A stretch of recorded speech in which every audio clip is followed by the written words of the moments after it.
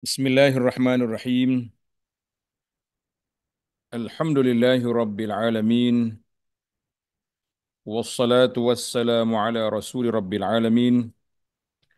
Nabiyyina wa habibina wa qudwatina Muhammad ibn Abdullah. Wa ala alihi wa sahbihi. Wa man sar ala nahjihi wa ihtada bihadihi wa istanna bisunnatihi ila yaumiddin. Amma ba'du.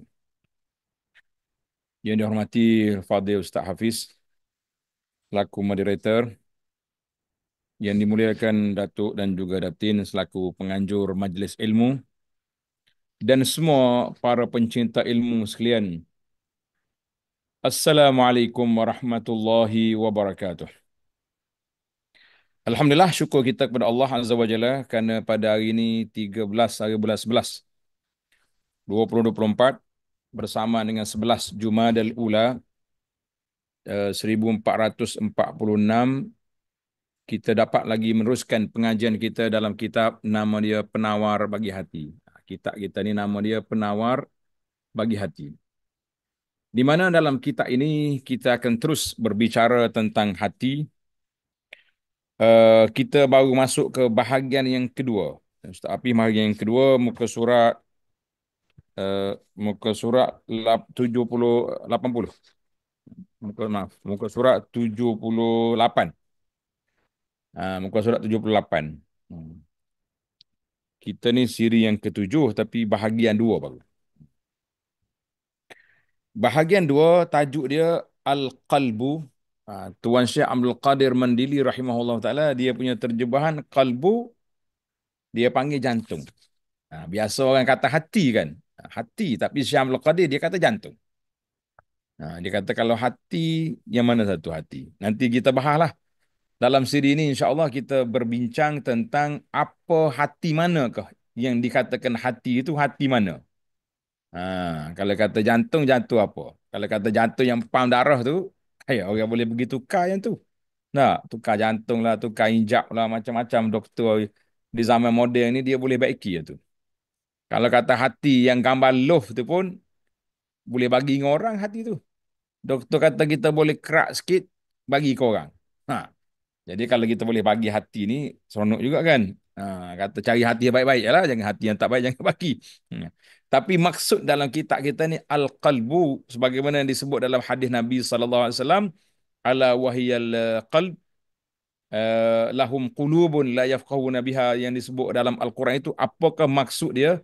Ini kita cari dalam perbahasan kita malam ni insya-Allah. Baik, para jemaah sekalian, tengok kitab muka surat 78. Bahagian ini mengandungi 10 bab mengenai sifat-sifat yang tercela. Jadi Syekh Abdul Qadir ni dia bagi 3 kitab dia ni. Yang pertama, anggota-anggota pintu masuk syaitan ke dalam hati. Itu dia panggil madakhilus syaitan. Yang kedua, yang kita nak tajuk kita yang kedua ni, dia panggil sifat-sifat mazmumah. Sifat yang tercela. Apa dia sifat yang tercela yang patut kita buang daripada kita? Inilah yang kita nak usahakan dengan kita belajar kitab seperti ini. Kitab ni kalau kita bahasa tempat kita yang mudah, dia panggil kitab tasawuf. Tasawuf yang ringkas. Kalau tasawuf yang tinggi-tinggi tu kita dia baca pun kita tak faham. Kita nak amal apa sukar sebab bila tak faham nak amal macam mana. Nah, jadi yang kita naknya kita belajar untuk kita amalkan. Untuk kita belajar dan untuk kita amalkan, dan insya-Allah dalam bab yang ketiga nanti Syekh Abdul Qadir bawa 10 sifat mahmudah, sifat yang terpuji dalam 10 yang terakhir. Dalam bahasa orang mengaji tasawuf ni kena tulis sikit. Bahasa tasawuf dia kata at-takhliyah wat-tahliyah. At-takhliyah wat-tahliyah makna kosongkan dulu bekas, kemudian isi dengan yang baik. Makna kosongkan dulu hati kita daripada sifat-sifat yang mazmumah, yang tercela, kemudian kita isi dengan sifat yang murni, yang baik, yang disepatutnya kita isi. Itu yang kita nak. Baik. Bila kita kata al-qalbu, qalbu mempunyai 2 maksud, 2 makna. Tengok kita. Yang pertama, qalbun jasmani. Maknanya hati jasmani, jantung jasmani. Apa dia? Iaitulah daging yang terletak di dada sebelah kiri yang menyerupai jantung pisang. Itu dia panggil qalb. Qalb. Ada dekat sebelah kiri. Katanya mengikut doktor kata ada juga jarang-jarang orang bertukar duduk belah kanan. Dah, dia ada juga orang pergi belah kanan. Lepas tu doktor terkejut, orang ni tak ada jantung tapi ada. Hmm. Daging itu di dalamnya terdapat lubang dan dalam lubang itu mengandungi darah yang hitam. Itu definisi dari sudut sainsnya lah apa itu jantung. Yang kedua, ini yang kita nak bahasnya sini. Yang tu kita suruh ke IJN lah. Kerja doktor jangan kita kacau tak habis. Bagi dengan dia lah tu. Nah, ya, insya-Allah mudah-mudahan Allah Taala selamatkan kita semua daripada penyakit jantung dan penyakit-penyakit yang kronik yang lain. Sebab itulah di antara doa yang kita baca waktu COVID dulu, ingat tak? Allahumma inni a'udzubika minal barasi wal junun wal juzam wa min sayyil wal baras wal junazah wa min sayyil asqam. Itu yang ketiga. Aku minta perlindunganmu daripada baras, penyakit kulit. Junun, na'udzubillah, penyakit gila, penyakit otak. Dan juzam juga termasuk dalam kusta. Yang akhir tu wa min sayyil asqam, daripada penyakit-penyakit kronik yang lain.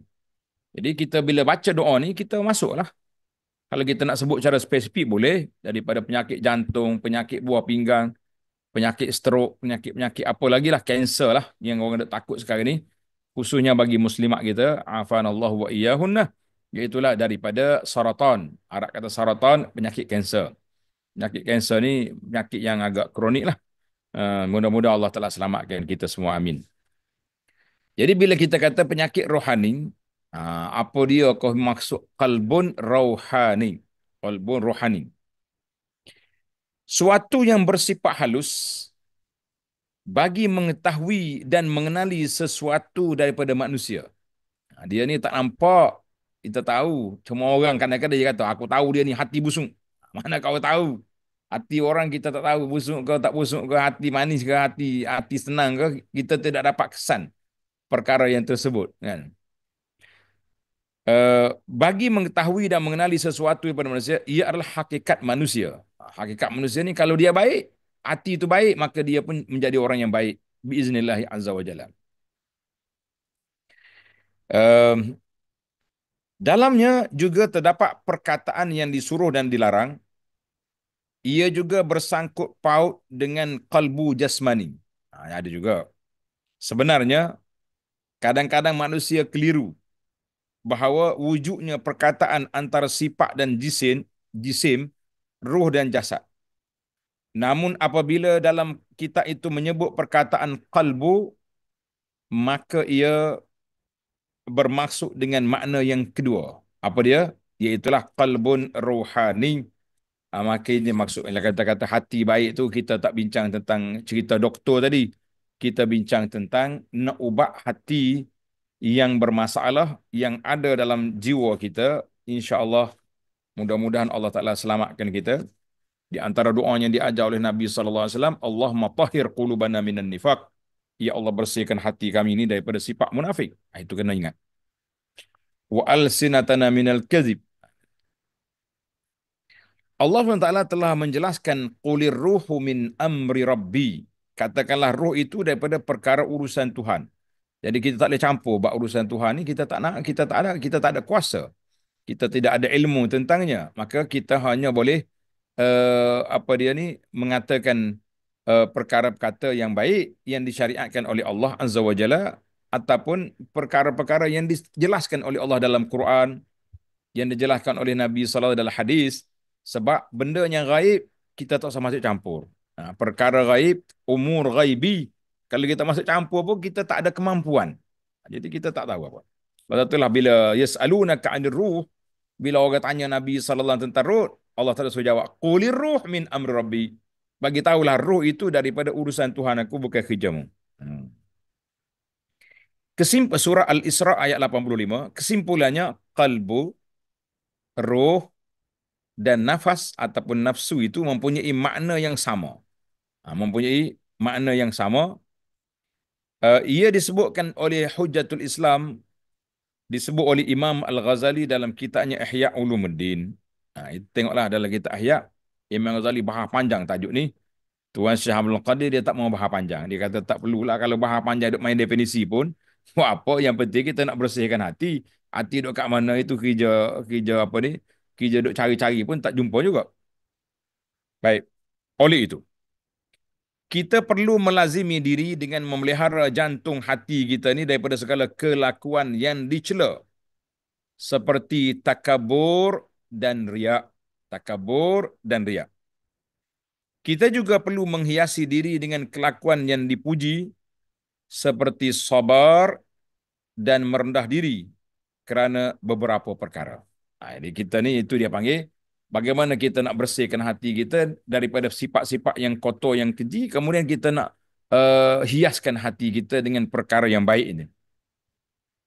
Maka di sini kita juga perlu menghiaskan diri dengan kelakuan yang dipuji, seperti sabar dan rendah diri kerana beberapa sebab. Yang pertama, ini Tuan Syekh kita ni rahimahullah senang je kitab dia. Dia bawa dalil Quran, dalil hadis, tak payah cakap panjang. Kalau cakap panjang pun jadi tak faham juga. Baik kita tak cakap. Yang pertama, Allah SWT menegaskan wallahu ya'lamu ma fi qulubikum, dan ingatlah Allah sedia mengetahui apa yang ada dalam hati kamu. Tuhan tahu dalam hati kita. Jangan kita duduk apa ni, berani-beranilah niat tak baik ke, berniat nak buat benda buruk kepada orang ke, tak usah, sebab Allah Taala tahu. Jadi kalau kita sembunyikan dalam hati, di bawah ilmu Allah Taala sama ya. Zahir dengan sembunyi bagi Allah Taala sama. Surah Al-Ahzab ayat 51. Seharusnya, mana sepatutnya kita takut daripada diketahui oleh Allah mengenai segala kejahatan yang terdapat dalam jantung kita. Ini kita kena takutlah. Sebab kita tahu, Allah tahu. Cuma peratus keyakinan kita tadi, itu yang jadi masalah. Peratus keyakinan kita tu duduk di mana? Kalau peratus keyakinan tinggi, makin takut kita kepada Allah Azza wa Jalla. Tapi kalau peratus tu rendah, itu yang orang berani kacau tu. Baik. Yang kedua, dalil yang kedua, kenapa kita kena jaga hati kita, iaitulah Nabi SAW bersabda, Inna Allah la yanzuru ila suwarikum wa absyarikum wa innama yanzuru ila qulubikum. Tengok, kalau nak tengok hadis yang nota kaki tu ada, hadis lebih sahih lah, hadis Muslim. Nabi sebut, Inna Allah la yanzuru ila ajsadikum. Allah Ta'ala tak tengok pada rupa kamu, body kamu, wala ila suwarikum, tidak tengok pada bentuk kamu, kita ni tinggi, rendah, panjang, pendek, putih, hitam, walakin yanzuru ila qulubikum, tapi Allah Ta'ala nak tilik kepada hati kamu, wa asyara bi asabihi ila sadrihi, maka Nabi isyarat hati itu di mana? Di dada dia. Jadi sebab itulah ulama duk cari, hati ni ke? Kalau hati ni duk kerja, dia duk pam darah ya. Jadi itu perbahasan. Maknanya kalau kata hati di sini, biasalah kalau kata otak orang tunjuk di kepala, oh dia ni tak ada otak ni. Mu ada otak, ada fikir ke tak? Itulah sinonim dalam hidup kita ni. Hadis ni rawah Muslim. Uh, dalam hadis lain, Nabi SAW juga beritahu, Inna Allah la yanzuru ila suwarikum wa amwalikum. Tambah satu lagi. Allah Ta'ala tak tengok kepada rupa kita, tak tengok kepada aset harta kita, walakin yanzuru ila qulubikum wa a'malikum. Allah Ta'ala tengok kepada hati dan amalan. Mana kita simpullah di sini bahawa dua tiga hadis yang disebut oleh baginda Nabi SAW ini, Allah Ta'ala tak nak tengok kepada rupa, kepada bentuk, kepada paras, kepada apa, tapi Tuhan nak tengok kepada hati dan amalan. Kalau kata hati, itu dia panggil benda dalaman. Kita ikhlas, kata ikhlas dalam kerja buat kita. Amalan kita yang zahir. Adakah amalan kita bertepatan dengan sunnah Nabi sallallahu alaihi wasallam ataupun menyalahi sunnah? Itu yang kita minta, yang kita bimbang hari ini, amalan kita tidak mengikut sunnah. Bila tak ikut sunnah, bermakna kita akan mengikut yang lain daripada yang diajar oleh Nabi sallallahu alaihi wasallam, maka dibimbangi ketika itu sukar untuk kita mendapat pengiktirafan daripada Allah Azza wa Jalla yang dipanggil qabulul amal. Jadi para ulama telah menetapkan bahawa di antara ulama yang Yang menyebut perkara ini Syekh Al-Fudail Ibn Iyad rahimahullahu taala, dia kata syarat nak terima amalan, nak jadi amal soleh itu ataupun syarat qabulul amal mesti ikhlas, yang kedua mesti ikut Nabi sallallahu alaihi wasallam. Jelaslah kepada kita, jantung itu ialah tempat yang dinilai oleh Allah Subhanahu wa taala. Jantung itu menjadi tempat dinilai oleh Allah taala, maka kita perlu menghiasi wajah dengan melihat manusia. Maka kita tidak perlu, maaf. Maka kita tidak patut menghiasi wajah dengan melihat manusia serta membiarkan jantung kita kotor dipenuhi dengan sifat yang tercela. Maknanya kita ni hari-hari duduk duduk pakai bedok lagi, pakai macam-macam jamu lagi nak suruh cantik muka, tapi hatinya gelap, kita kata tidak. Ada orang yang rupa dia tak cantik tapi hati dia Masya Allah. Ibarat orang sekarang ni, Ustaz Hafiz, dia kata dalam hati ada taman. Istilah orang sekarang tak. Dia kata dalam hati ada taman. Jadi kita kata kita nak dalam hati kita ni ada taman, maknanya berbunga-bunga lah hati dia tu. Dengan wanginya, dengan cantiknya, dengan comelnya. Ada belakang dalam tu. Kita kata Alhamdulillah. Hmm. Namun bagi orang yang berakal, tengok. Maknanya kita jangan duk hias yang zahir saja, tapi yang batinnya kotor lah. Bagi orang yang berakal, mereka membersih dan menghiasi jantungnya lebih daripada dia membersihkan mukanya sendiri. Itu satu analogi lah. Maknanya kita ni, kita kena bersih semua. Nabi SAW ajar kepada kita an-nazafah, at-taharah. Nabi kita seorang yang sangat bersih. Penampilan dia cantik. Rambut dia sentiasa orang panggil bersikat. Bukannya berminyak. Bukannya rambut orang orang kata apa ni, kusuk masai. Orang kata goseng serebeh gitu dak. Jadi cantik dia punya kedudukan penampilan. Tapi yang besarnya dan untuk penilaian Allah Subhanahu Wa Taala iaitulah bersihkan hati daripada sifat mazmumah, daripada sifat yang keji, yang tidak baik. Kita kata itu yang besar. Walau macam mana pun, dua-dua tu kena jagalah. Yang ketiga, sebab yang ketiga kita kena jaga hati kita ni, kenapa? Jantung itu adalah raja segala anggota. Dan semua anggota pula akan mengikut perintah rajanya. Yalah, dah dia bos, semua orang ikut dia. Apabila baik jantung itu, maka baik segala anggota. Dan apabila jahat jantung itu, maka jahat segala anggota. Sabda Nabi sallallahu alaihi wasallam, ala inna fil jasadi mudghah, iza saluhat saluhal jasadu kulluh, wa iza fasadat fasadal jasadu kulluhu, ala wahyal qalbu. Sebenarnya dalam tubuh kita ini terdapat sepotong daging. Apabila ia baik, nescaya baiklah semuanya. Dan apabila ia binasa, nescaya binasalah tubuh itu semuanya, iaitulah hati. Tadi kita dah bahas hati mana tu? Jawabnya hati nurani. Kalau hati lambang love tu, ataupun jantungnya duk empam darah tu, kali iyalah. Jantung ni kalau dia tak pam baik-baik darah pun, jam juga kita dah. Jadi stroke lah, jadi macam-macam. Jadi kita kata yang pentingnya tajuk kita ni hati nurani. Hadis ini dikeluarkan oleh Imam Bukhari dan Muslim. Maknanya kita nampak dapat kesan di sini bahawa Allah Subhanahu Wa Taala letak tempat tilik dia kepada hati. Dan sabda Nabi sallallahu alaihi wasallam, ada lagi hadis lain.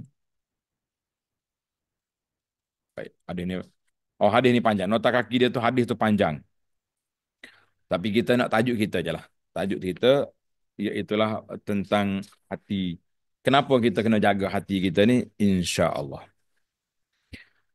Oleh itu, Tuan Syekh kita kata, oleh itu berjaga-jagalah dalam membetulkan hati dan memeliharanya daripada segala kebinasaan. Kerana apabila hati itu baik, nescaya baiklah keseluruhan tubuhnya. Jadi kita kena jagalah.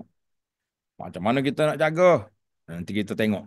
Tadi kita dah belajar dah dalam siri yang lepas, dalam bab yang pertama dulu, kita sudah belajar cara nak jaga hati ni, kena jaga anggota yang zahir, daripada mata, telinga, mulut, faraj, tangan, kaki. Itu semua tu batin, mana perut. Jadi semua tu pintu masuk syaitan yang perlu kita jaga. Baik, sebab yang keempat, dia kata sebab yang keempat kenapa kita kena jaga hati sebenarnya. Jantung itu adalah tempat bagi meletakkan sifat-sifat yang terpuji seperti iman. Jadi iman kita duduk dalam hati.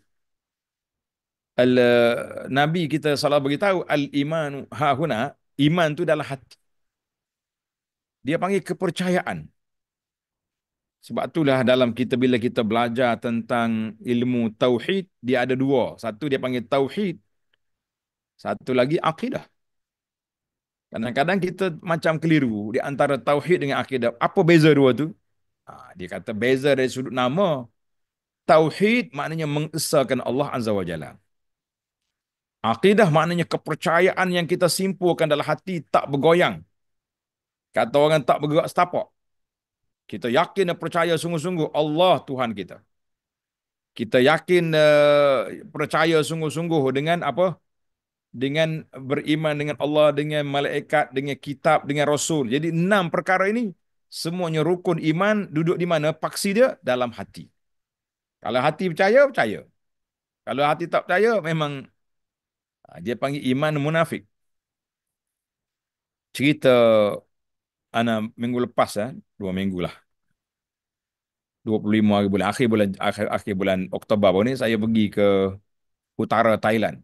3 negeri kita pergi, Chiang Mai, Chiang Rai dengan Payau.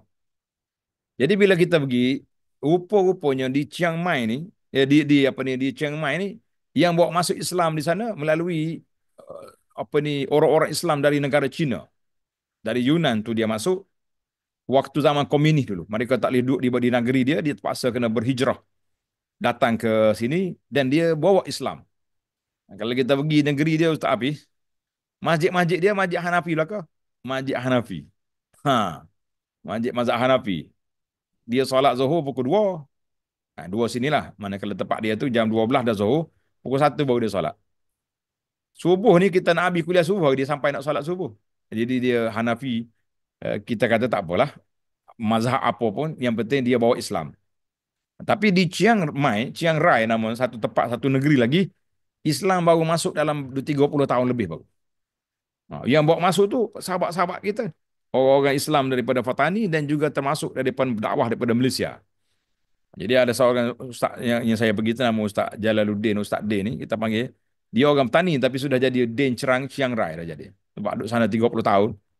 Ana bila berjalan dengan dia jumpa mana-mana siam yang nampak tenang itu, dia akan tanya, "Mu tahu ada Allah? Mu tahu? Islam mu tahu?" Dia akan tanya. Dan depan-depan saya sendiri, beberapa orang siam dia ajar mengucap. Kita kata, Masya Allah, Tabarakallah. Dia kata, Ustaz Ding, senang-senang kau ajar mengucap. Dia kata, biarlah dia kata sepatah, kalau Allah Ta'ala kabul dia ni, masuk syurga nanti. Sebab kalau dia apa-apa jadi pun, kerja dia, jumpa mana-mana orang, dia akan dakwah. Sekali tu, dia orang berhenti minum air, orang panggil Tok Cha. Berapa dia Ustaz habis Cha baju kuning ni? Eh? Eh? Kau dia panggil? Sami, Sami. Sami. Sami. Orang Kelantan panggil Tok Cha. Sami ni dia belanja air, sudah belanja air, Sami pun dia syarah tentang Islam juga. Tapi biasalah Sami ni mungkin dia lebay juga kan. Dia buat kerah orang tak tahu ya. Jadi orang lain-lain tu Sami bin Air dia dengar. Dia dengar kita punya ceramah ni. Tapi yang tu lebay dia tu Sami dia tu buat tak tahu. Buat udah kata tak apalah belanja air dulu. Nanti dia jinak-jinak yang penting dia tak marah dengan kita. Jadi kita nak bahawa iman itu mawaqara fil qalbi. Tapi kalau setakat dia mengucap saja kita tak tahulah. Tak dia baru-baru dengar Islam. Dan betul dia dengar Islam tu dia sanggup nak ikut, dia kata asyhadu alla ilaha illallah, kemudian dia ulang dengan bahasa siam dia. Kita kata kalau mengikut dalam kaedah ni masuk Islam dah dia ni. Ustaz dia kata dia masuk Islam kalau Tuhan terima selamat dia pada neraka. Tapi kalau tak mengucap langsung tak ada peluang dia nak pergi ke syurga. Itu ada hujah dia juga. Itu berbeza dengan Jepun. Di Jepun ni insya-Allah hari Jumaat ni Nana akan pergi ke Jepun untuk bina sebuah lagi pusat dakwah di Wakayama. Wakayama ni. Kalau Datuk ada peluang, bolehlah kita pergi tengok sekali. Nah, pusat dakwah kita di Osaka, Alhamdulillah sudah 106 orang lebih dah masuk Islam di pusat dakwah kita semenjak kita buka sebelum Covid baru ni. 100 orang di Jepun masuk, bukan kita Islam ke orang asli. Nah, jadi dia orang datang. Dia akan datang belajar, berdebat, IQ, apa ni, macam-macam dia punya tu. Bila dia terima Islam, kata Zul yang jaga pusat dakwah ni, dia kata paling paling awal dia masuk Islam 8 bulan. 8 bulan dia mari mengaji, 8 bulan dia syahadah. Jadi insya-Allah kita minggu ni kita akan pergi ke Wakayama pula, nak bina sebuah lagi pusat dakwah di sana insya-Allah. Mudah-mudahan Allah Taala berkati usaha sahabat-sahabat kita yang sanggup duduk di Jepun semata-mata nak kembalikan orang Jepun ni kepada fitrah biiznillah azza wajalla. Baik, kita balik ke tajuk kita ni. Yang ni hati kita ni tempat nak letak iman. Tapak iman duduk di mana? Dalam hati. Jadi sekarang ni kita bincang tentang iman tadilah. Mana ada orang yang bila dia jumpa Islam, mantap keimanan dia kepada Allah Subhanahu Wa Taala. Ada orang yang duduk dalam rumah orang Islam, lahir di dalam Islam pun masih lagi ragu-ragu, tak beramal dengan, tak perhati dengan Islam. Timbullah gerakan liberal lah, gerakan macam-macam yang ada di tempat kita ini yang bahkan anak orang Islam sendiri pun kadang-kadang dia tak setuju dengan undang-undang Islam. Kita kata ini masalah yang berlaku sebab iman ma waqara fil qalbi, tidak betul-betul terpahak, terpasak dalam hati. Kemudian di sana timbulnya ma'rifah, yakni pengenalan kita pada Allah Ta'ala, timbulnya sifat tawakal pada Allah, timbulnya sifat redha dan ilmu. Semuanya min a'malil qulub. Sebab itulah gila kita bincang nanti tentang redha kepada Allah Subhanahu Taala. Bagaimana kita nak letak redha dengan qada dan takdir Allah Subhanahu Taala, dengan kita doa supaya kita tak diangkat bala dan sebagainya. Para ulama kata tidak bercanggah dua tu. Usaha kena buat, tapi kalau dah Allah Taala uji kita, kena redha. Itu perbincangan nanti panjang. Di ujung nanti bab yang ketiga kita masuk insya-Allah. Oleh itu, peliharalah ia sebaik-baiknya daripada segala perbuatan yang dicela dan dijaga daripada musuh, iaitulah syaitan. Musuh kita yang paling berat sekali, yang kita tak nampak ni, syaitan. Ha. Malam-malam Jumaat ni kalau saya tak mensapi, kita baca sebuah buku nama dia Hakikat Asy-Syaitanir Rajim. Jadi adalah orang tanya, dia kata payah kita bermusuh dengan orang dengan makhluk yang tak nampak. Kalau ada kat depan lagi senang. Saya kata jangan duk minta kat benda yang Tuhan tak bagi. Nah, kalau Allah Taala buka pintu kita nampak syaitan, saya ingat kita tak boleh pergi masjid. Pergi masjid. Nak pergi masjid dia tunggu kat jalan. Nak pergi mana? Masjid. Keluar dia punya taring. Merah mata. Lari balik. Tak boleh buat apa. Sekarang ni sirat pertembungan di antara kita dengan syaitan, dia panggil pertembungan keimanan kita kepada Allah Ta'ala. Kita yakin syaitan tu ada. Iblis ada. Tapi kita lawan dia dengan apa? Juga dengan keimanan kepada Allah Subhanahu Wa Ta'ala. Kita tahu dia ada. Jadi jangan duk minta lah nak nampak. Musuh kita nampak yang manusia ni pun kita tak padan nak lawan dah. Kalau musuh tak nampak mari yang zahir pula syaitan, macam mana kita nak? Tak boleh. Allah SWT beri kepada kita beriman dengan perkara yang gaib, dan Allah Ta'ala beritahu ujian kepada kita musuh yang tak nampak, tapi innasyaitana yajri min ibni adam majrad dam. Syaitan lalu nak pergi ke hati manusia ni melalui lorong-lorong darah. Dia berjalan ke darah kita tu. Jadi apa ni, itu godaan syaitan. Baik, perkara yang kelima, kenapa kita nak jaga hati? Sebenarnya jantung itu jugalah tempat menerima ilham daripada malaikat dan tempat lahirnya waswas syaitan. Tengok dia petembur tu. Malaikat mari bisik dalam hati kita, ajak pergi solat, ajak pergi masjid, ajak buat perkara yang baik. Syaitan mari bisik, alah enjoy lah dulu bang, awak masih muda, kenapa mau pergi masjid, rugi masa. Pula. Nah, bertembung. Kita nak pergi, nak apa ni, nak pergi haji contohnya, pergi umrah. Syaitan mari usik kita, ajak pergi mana? Kita pergi melancong dulu. Dah, habis duit mana dah. Jadi kita kata melancong tak salah, tapi uh, tanggungjawab Islam tu utamakanlah yang pertama. Bagi orang yang tak ada duit. Jadi kita kena letak situ. Jadi kita ada dua pertembungan sirak. Bahasa Arab kata sirak ni pertembungan yang besar dalam jiwa kita ni, di antara bisikan malaikat dengan bisikan syaitan. Jantung juga tempat berperang antara akal dan nafsu. Akal itu menyeru pada kebaikan, manakala hawa nafsu menyeru pada kejahatan. Oleh itu seharusnya, sepatutnya jantung itu tidak dilalaikan. Kan? Hati sentiasa mengingati Allah Subhanahu Wa Taala. Jadi bila kita sentiasa ingat, insya Allah kita selamat. Ha, sebab itulah kata di para ulama, zikir waktu pagi dengan petang yang kita selalu baca tu, ibarat seperti baju rantai, baju besi bagi tentera. Baju besi bagi tentera. Mana kalau tentera nak pergi berperang, dia kena pakai baju besi. Poli-poli hari ni pun kita tengok baju hitam kat dada tu. Tu baju besi tu, kali peluru tu. Nah, tembok tak masuk tu. Kita nak kata. Jadi, macam mana kita nak supaya, insya Allah, kita terkawal ataupun terjaga daripada godaan syaitan dengan zikir-zikir yang kita baca. Jangan larang kita. Zikir ni tak lama pun, 20 minit, 15 minit je. Zikir pagi, zikir petang, zikir lepas solat. Taklah panjang sangat. Nah, kemudian kita baca Quran, tadabbur. Insya Allah hati kita terkawal dengan itu. Nah, kalau tidak sukar. Ini kerana kesalahan jantung itu adalah perkara besar yang boleh menyebabkan keras dan tidak dapat menerima pengajaran. Jadi kalau hati itu tak mahu terima, gilah, bawa lah ajar apa saja. Ada setengah ustaz ni dia marah sangat ke murid dia. Dia kata budak-budak ni kalau malaikat turun dari langit jadi guru pun dia tak terima. Apa lagi kalau setakat kita jadi ustaz? Tak padan. Malaikat turun mari ceramah dengan dia, ceramah perdana oleh malaikat yang mulia malam ni. Dia tak peduli juga. Dia tak hirau juga. Sebab apa? Sebab hati sudah keras. Kan?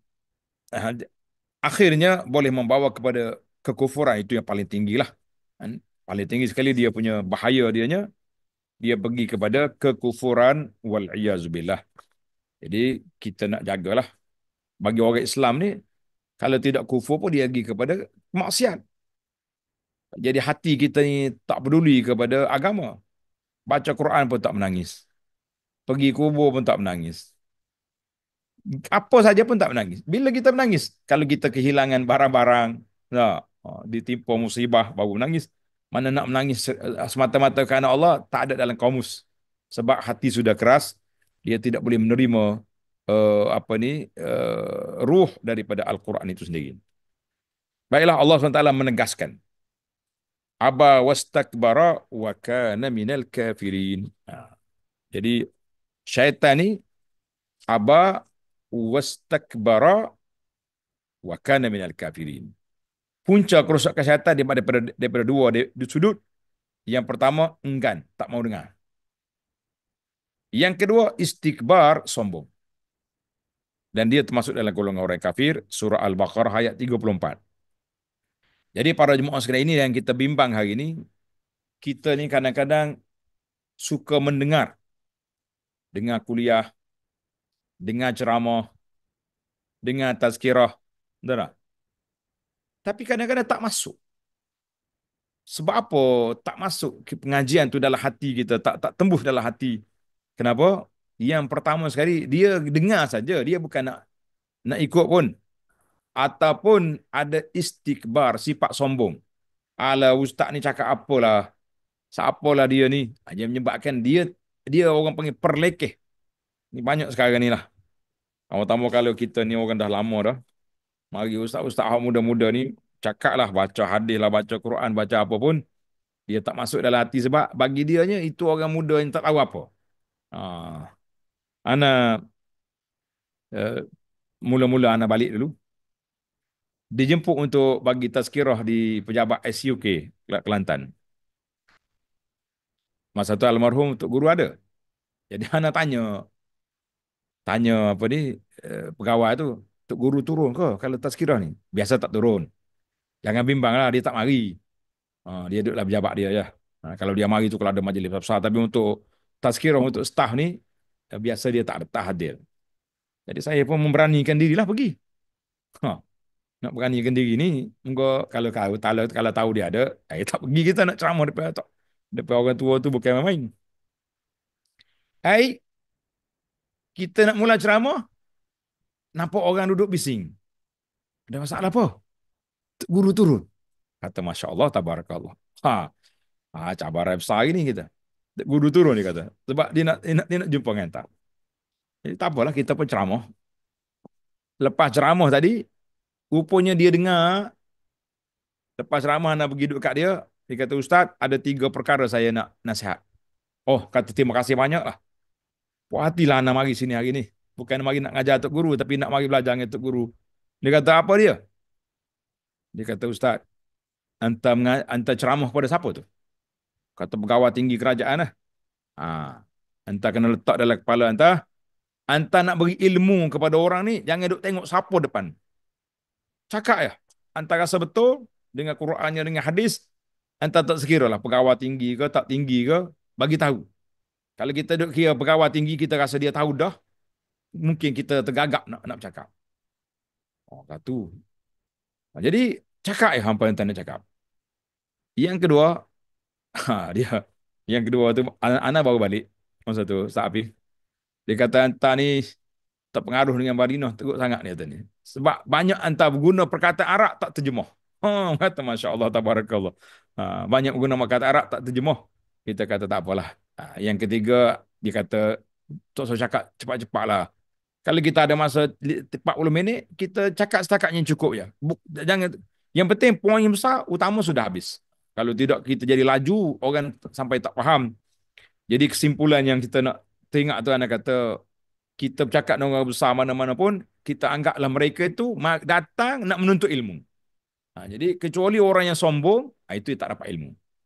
Maknanya kita orang besar, kawan kecil, kalau orang bercakap depan kita, kita dengar kata di para ulama pendidikan, dia kata, unzur ma qala wala tanzur ila man qala.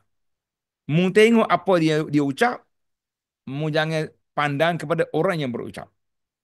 Kita kadang-kadang terlalu kagum dengan orang. Oh, hebat dia ni. Dah, hebat-hebat dia bawa cerita kelentung hadis palsu pun kita pakai hebat situ. Mungkin dia orang hebat, contohnya. Tak.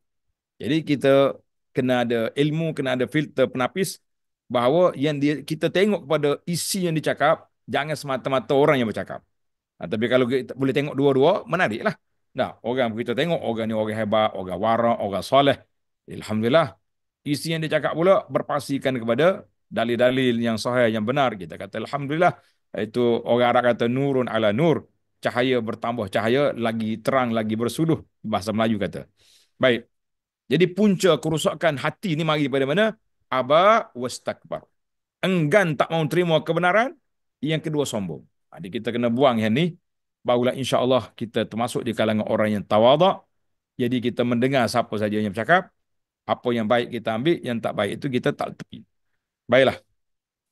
Sifat takabur itu wujud dalam jantung, dalam hati manusia. Ia boleh menyebabkan tertegahnya daripada sujud dan kufur dengan Tuhannya. Itu untuk syaitan lah. Mana syaitan ni kufur dia sebab tak mau sujud kepada Adam, puncanya kecil saja. Tapi oleh kerana enggan kepada perintah Allah, dia jadi besar. Apalagi kalau ditambah lagi dengan istakbara, sombong, lagi teruk. Jadi kita kena belajar sini lah. Baiklah. Seterusnya, kita perlu mengetahui segala kelakuan yang dicela itu begitu banyak. Perbuatan-perbuatan mazmumah itu banyak. Dalam kitab Al-Imam Az-Zahabi, dia bawa kitab dosa besar saja ada 76. Al-Imam Ibn Hajar dalam kitab dia Az-Zawajir an Iqtirafil Kabair, dalam tu ada 300 lebih. Ini semua ni sifat-sifat yang mazmumah, yang dicela pada syarak sebab dianya mengandungi perbuatan yang dicela, yang menyebabkan dimurkai oleh Allah Azza wa Jalla. Jadi kita kena tahulah semua perbuatan yang dimurkai oleh Allah Azza wa Jalla, maka itu perbuatan tercela. Jadi kita cuba elakkan diri daripada perbuatan yang tersebut. Cuma Tuan Syekh kata apa? Tetapi di sini dalam kitab aku ni hanya disebutkan 10 perkara daripada 10 bab. Nah, dia akan bawa 10 bab, 10 perkara sifat mazmumah. Ini kerana sifat ini adalah asal bagi semuanya. Maknanya kita kata kalau banyak lagi berpuluh-puluh pun, punah hati manusia duduk di 10 perkara ini. Berlega di antara 10 ini. Dan sifat yang lain adalah pecahan daripada sifat yang 10 ini. Sifat-sifat itu ialah yang pertama.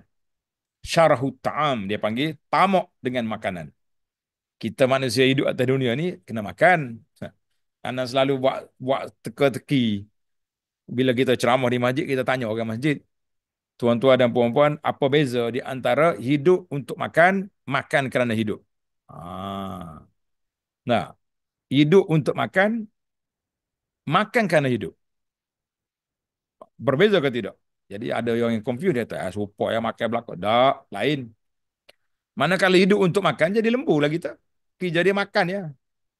Kenapa tak pergi masjid tu? Makan. Kenapa tak pergi mengaji majlis? Makan. Kenapa tak? Semua makan. Tapi oleh kerana kita ni hidup, maka kita makan kerana hidup. Kenapa awak makan lagi? Sebab hidup. Kalau sudah mati, kita tak makan dah. Jadi kita kena letak dalam penyakit yang pertama, syarahut ta'am dan tamak pada makanan yang menyebabkan tak peduli halal haram. Dan yang kita bimbang hari ni, manusia hari ni, dia tidak ambil cakna sangat dengan halal haram. Cuma di Malaysia ni, ada logo halal, logo haram. Tapi kalau kita pergi di tempat negara tak ada logo halal macam mana? Ha. Kalau saya pergi ke Thailand, di Thailand ada lagi. Dia panggil di kedai tujuh dia tu. Kenal kau start pergi kedai tujuh. Di kedai tujuh tu dia ada satu satu ruang makanan yang ada logo halal. Jadi kita bolehlah beli burger ke roti ke yang halal. Tapi di Jepun sukar nak dapat logo halal. Jadi terpaksa lah orang yang duduk di Jepun tu dia tolong baca isi kandungan dia. Ni tak ada minyak tu tak ada ni. Akhirnya kita balik pada asal al-aslu fil asya al-ibahah. Asal satu benda tu harus makan je lah. Kalau tidak lapar kita. Anda ingat lagi Ustaz Hafiz Syekh Harak dulu. Mari daripada Madinah dulu dia pergi buat daurah-daurah bahasa Arab. Kalau duduk sebulan dia bawa 30 kilo buah kurma sebulan. Dia kata buat apa Syekh? Aku tak makan orang lain, aku makan kurma ni. Sekilo sehari dia makan. Cuma kita belilah apa-apa roti ke apa benda yang dikonfirm halal. Kita kata sukarnya hidupmu. Dia kata gitulah kita nak jaga hati ni. Kalau masuk makanan yang tak apa ni tak halal, hati kita jadi gelap. Doa kita tidak mustajab. Ni syarah dia pula panjang. Tobatlah. Kita pun nak syarah juga tapi dalam tajuk yang akan datang insya-Allah. Yang kedua, dia panggil tamak dalam berkata-kata. Banyak bercakap yang tak ada faedah. Kalau bercakap ada faedah, alhamdulillah boleh pahala. Macam kita ni puak ustaz ni adalah dia adalah orang yang banyak bercakap ni. Seorang-seorang ni kalau ceramah ni 1 jam ni. Cakap seorang. Kalau forum bagi 3. Nak kata apa? Kita penceramah ni lebih kurang dengan DJ radio je bercakap seorang. Jadi tapi cakapan itu cakap berfaedah, tak masuk dalam kategori ni. Penyakit yang ketiga, marah, al-ghadab. Ini penyakit berat ni, penyakit marah ni kita kata insya-Allah lah saya baca tajuk yang malam ni. Sebab kalau kita nak syarah dah panjang pula jadi. Sifat yang keempat al-hasad, dengki. Sifat yang kelima kedekut dan sayangkan harta. Sifat yang keenam suka bermegah, suka megah-megah dengan kehidupan dunia ni. Sifat yang ketujuh cintakan dunia. Sifat yang ke-8 bangga diri. Sifat yang ke-9 ujub. Ujub ni mana kagum. Kita macam burung merak kita panggil gitulah. Kita rasa kita ni terbaik. Kita ni orang paling hebat. Ini. Sifat yang ke-10 riya. Ini dia panggil tilka asyaratun kamilah. Itulah 10 sifat mazmumah yang merusakkan hati manusia. InsyaAllah kita cuba belajar dan kita cuba kawal setakat mana yang kita mampu. Yang tak mampu itu kita istighfar kepada Allah Azza wa Jalla. Oleh itu, kita perlu bersungguh-sungguh dalam memelihara jantung kita daripada sifat yang tercela ini. Ini kerana kita akan mendapat kemenangan di dunia dan akhirat insya-Allah. Allah Ta'ala berfirman dalam surah Asy-Syams ayat 9, Qad aflaha man zakkaha. Sebenarnya berjayalah orang yang menjadikan dirinya yang sedia bersih. Pertama-tama bersih dengan iman dan amal kebajikan. Wa qad khaba man dassaha. Celakalah orang yang mengotorkan hati dia. Jadi di sinilah menjadi dalil bahawa menjadi kewajipan kepada kita para jemaah sekalian menjaga hati kita daripada dikotori oleh segala benda-benda yang tidak baik. Kemudian Nabi kita sallallahu alaihi wasallam bersabda dalam hadis yang panjang, Nabi kata apa? At-tuhuru syatrul iman. At-tuhur syatrul iman. Maknanya bersuci itu sebahagian daripada iman. Jadi di sini maksud hadis ini jelas. Kesempurnaan iman itu adalah dengan membersihkan hati daripada segala yang dibenci oleh Allah Azza wa Jalla. Sebab itulah kalau kita masuk dalam bab fiqh, bila kita nak salat, kita ada taharah. Taharah ni kita basuh muka, basuh tangan, sapu kepala, basuh kaki. Itu dia panggil taharah. Untuk apa taharah? Itu taharah yang zahir. Sebab bila kita salat, kita nak taharah yang batin. Jadi kita kata itulah uh, hidup kita ni di antara dua taharah, taharah zahir dan taharah batin, dua-duanya kena ada. Oh, saya nak taharah batin je, taharah zahir tak mau ambil wudu, solat tak sah mayan. Mana ada solat tanpa wudu? Nah, dia kata ada tu solat hormat waktu atas kapal terbang, itu cerita lain lah. Itu bab darurat, orang tak bincang di tempat yang tidak darurat. Nah, panjang lagi hadis ni, tuan-tuan boleh tengok dalam nota kaki nombor 4 tu. Jadi ana kalau kalau ada hadis ni kita letak yang penuh supaya para jemaah boleh memahami konteks hadis itu. Nabi kita bincang apa? Jadi panjanglah. Baiklah. Jadi maksud hadis ini jelas, kesempurnaan iman itu adalah dengan membersihkan jantung, membersihkan hati daripada segala yang dibenci oleh Allah Subhanahu wa taala dan menghiasinya dengan perkara yang diredai oleh Allah, maka membersih dan menghiasinya itu adalah sebahagian daripada iman serta kedua-duanya adalah perhimpunan iman yang sempurna. Kita kata alhamdulillah.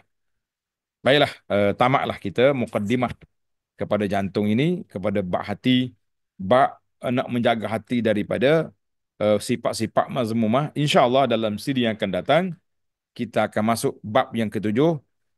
Yang pertama sekali dia panggil syarahut ta'am, tamak, sangat loba atas makanan. InsyaAllah kita akan ambil satu-satu lah. Satu-satu bab, satu perbincangan, satu bab. Ataupun kalau bab pendek, kita kembalkan jadi dua bab. Jadi setakat itulah Ustaz Hafiz. Kalau ada ulasan daripada Ustaz Hafiz dipersilakan. Ataupun ada soalan-soalan daripada para peserta, kita cuba bincangkan insya-Allah. Alhamdulillah, jazakallahu khairan kathiran Al-Fadhil Datuk Dr. Abu Anas Dr. Abdul Wasid Abdul Rahman Hafizahullah Ta'ala di atas perkongsian dan syarahan berkait dengan bab bahagian yang kedua, iaitu kalbu, jantung hati, yang juga dengan maksud kerohanian, dengan maksud kejiwaan, roh, dan juga tadi dengan maksud apa lagi tadi? Ada 3 ataupun 4 kalau nafsu, nafas, kejiwaan. Jadi yang kemudian huraiannya 10 sifat-sifat mazmumah, ya, yang akan disambung, akan dikupas pada siri yang akan datang insya-Allah. Mudah-mudahan semua itu menjadi peringatan kepada kita semua untuk membersihkan jantung hati kita daripada sifat-sifat yang terkeji, yang tercela, yang wajib dijaga. Qad aflaha man zakkaha wa qad khaba man dassaha, seperti disebutkan dalam ayat surah Asy-Syams itu tadi. Membersihkan itu kejiwaan kita daripada perkara yang mengotorkan, yang membawa kepada kehinaan dunia dan akhirat. Ada beberapa soalan, Datuk. Yang pertama, Okey. apakah sebenarnya faktor-faktor yang menyebabkan jantung hati manusia menjadi keras lalu menolak kebenaran? Apa sebab-sebabnya? Yang pertama kita sebut tadi dalam dalam ayat yang kita bincang tadi, yang pertama sekali faktor luaran lah kita kata, mungkin dengan sebabkan makanan dan faktor-faktor lain, dan faktor yang dalamannya masalah hati tadi, iaitulah apabila ada sifat takabur, Hmm. sifat sombong dalam diri kita, dan sifat cinta kan. Tadi 10 perkara tadilah yang mengganggu hati kita tu. Bila kita cintakan kepada maksiat, maka kita akan jauh daripada mengingati Allah Azza wa Jalla. Jadi sifat-sifat ini dia kena pekeh lah. 10 sifat yang ada tu mesti dihapuskan, dijauhi sejauh-jauhnya. Kalau tak dapat keseluruhan pun mesti dikurangkan daripada kita terjebak dengan perangkap-perangkap sifat-sifat yang mazmumah itu. Sebab itulah yang menghalang hati kita daripada menerima kebenaran ataupun mengingati Allah Azza wa Jalla. Nah. Barakallahu fiik. Soalan yang kedua, Datuk. Adakah orang yang mengikuti hawa nafsu ini dikategorikan sebagai penyembah tauhid? Dak, kita kena tengoklah dia ikut nafsu tu dalam bidang apa. Kalau setakat nafsu makan je dan dia makan pun halal, kita taklah kata dia tu tagut. Jadi dia pergi tagut ni apabila dia pergi kepada mengikut ajaran-ajaran syaitan tu. Macam pergi ajaran sihir, pergi percaya kepada benda-benda khurafat yang karut-marut tu. Itu baru dia pergi kepada tagut. Nah. Baik, Alhamdulillah, jazakallahu khairan kathiran. Terima kasih banyak Al-Fadhil Datuk Dr. Abdul Wasid Abdul Rahman Dr. Abu Anas Al-Madani Hafizahullah Ta'ala di atas perkongsian ilmu. Mudah-mudahan Allah Ta'ala berkati dan tambahi lagi keilmuan Al-Fadhil penceramah kita dan juga semua yang mendengarkan dan mengikuti surah kita pada malam ini. InsyaAllah ya, ilmu itu disusuli dengan amal dan juga keimanan yang lebih mantap kepada Allah Subhanahu Wa Taala. InsyaAllah. Kita tangguhkan dulu surah kita pada malam ini dengan bacaan doa ringkas daripada penceramah. Bismillahirrahmanirrahim. Alhamdulillahirabbil alamin. Wassalatu wassalamu ala rasulil rabbil alamin nabiyyina Muhammadin wa ala alihi washabihi ajma'in. Allahumma rabbana taqabbal minna innaka antas samiul alim wa tub alaina innaka antat tawwabur rahim waghfir lana innaka antal ghafurur rahim. Ya Allah ya Tuhan kami telah membincangkan tentang hati dan penjagaannya. Maka kami mohon dengan nama-Mu yang Maha Indah, dengan sifat-Mu yang Maha Tinggi, supaya Engkau bersihkan hati kami daripada semua sifat-sifat mazmumah yang tercela, yang dicela oleh syarak, yang dibenci oleh-Mu ya Karim ya Rabbal Alamin, serta curahkanlah dalam hati kami ini iman yang mantap, cinta kepada Allah, cinta kepada Rasul, dan dapat kami hiaskan hati kami dengan sifat-sifat mahmudah yang terpuji dengan pertolongan-Mu ya Allah. Allahumma tahhir qulubana minan nifaq. Ya Allah, bersihkan hati kami daripada segala sifat yang buruk dan juga daripada sifat munafik yang menyebabkan manusia ini kecewa dan dihumbang ke dalam neraka di akhirat nanti. Ya Rabbal Alamin. Rabbana la tuzigh qulubana ba'da idh hadaitana wa hab lana min ladunka rahmah innaka antal wahhab. Rabbana atina fid dunya hasanah wa fil akhirati hasanah wa qina azabannar. Wa sallallahu ala nabiyyina Muhammad wa ala alihi wa sahbihi ajma'in walhamdulillahi rabbil alamin. Wassalamualaikum warahmatullahi wabarakatuh.